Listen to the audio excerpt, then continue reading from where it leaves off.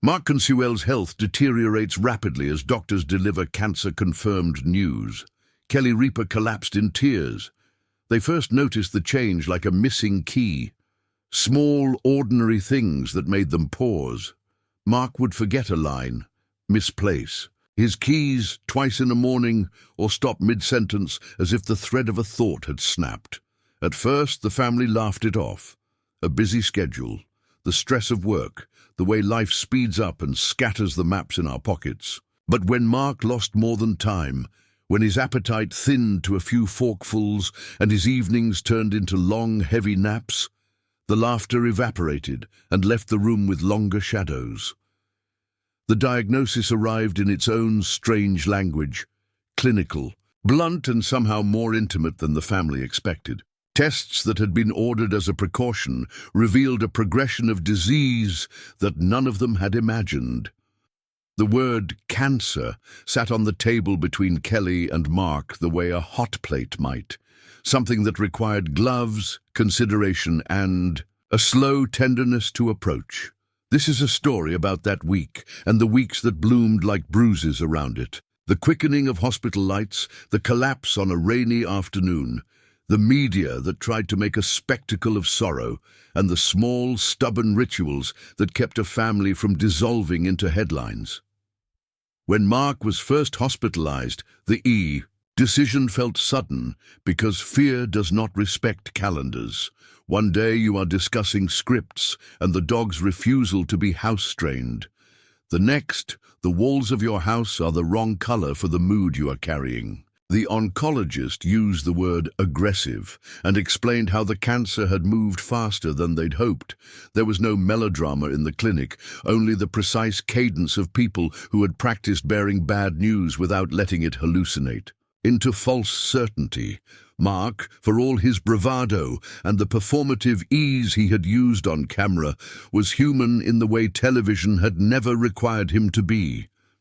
He took the news with the kind of practical calm that can either be denial or a rare steadiness. "Okay," he said, which was not a small word.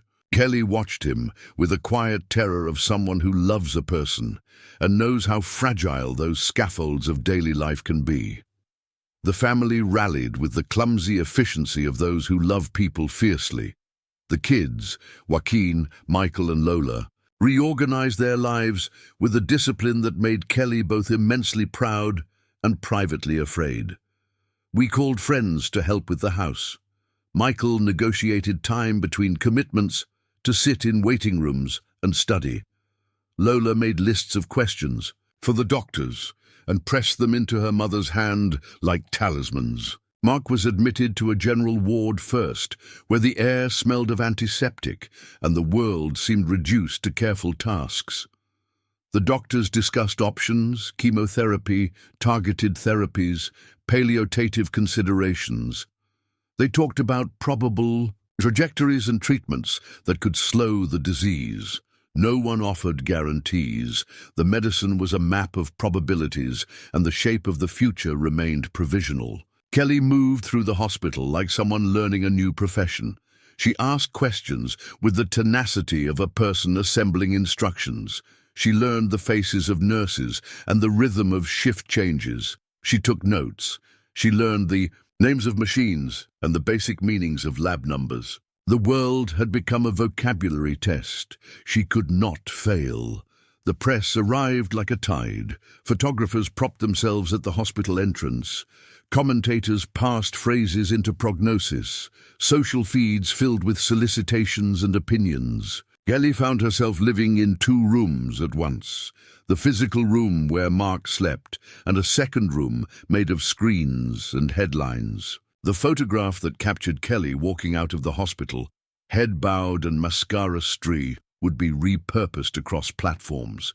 It became a shorthand for anguish and prompted 1,000 versions of speculation. They tried to control the narrative. With a short, carefully worded statement, gratitude for concern, a request for privacy, and a pledge that the family would share updates when they could. It was the sort of language written by people who understand the press's appetite for drama and the family's need for breathing space. but statements are thin armor, words you throw like a blanket into a storm and hope they stay put. On the hospital's third night after admission, Mark's health deteriorated rapidly. A fever spiked, his blood pressure dropped, and the monitors that had been a hum became alarms. Nurses hustled in, moving with the kind of coordination that looks choreographed, because practiced. When they wheeled him to the ICU, the family felt like a tether had been cut and flung into a churning current. The ICU is a different geometry of fear, is small rooms and gates of glass and a cadence that makes you forget time. Machines monitor breathing, tubes make a map across skin.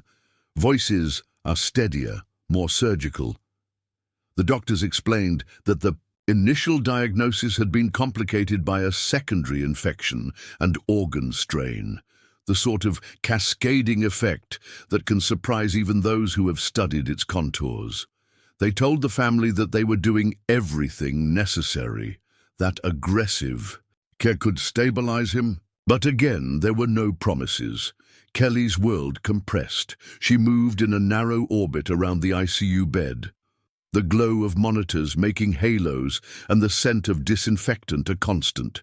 She found a rhythm in the small gestures, adjusting a blanket, smoothing a hair from his forehead, answering calls with one hand while keeping the other on his pulse. The children watch mother and father like two poles of a compass, trying to find their bearings. On an afternoon that began like any other and then folded sideways into crisis, Kelly left the waiting room to take a phone call.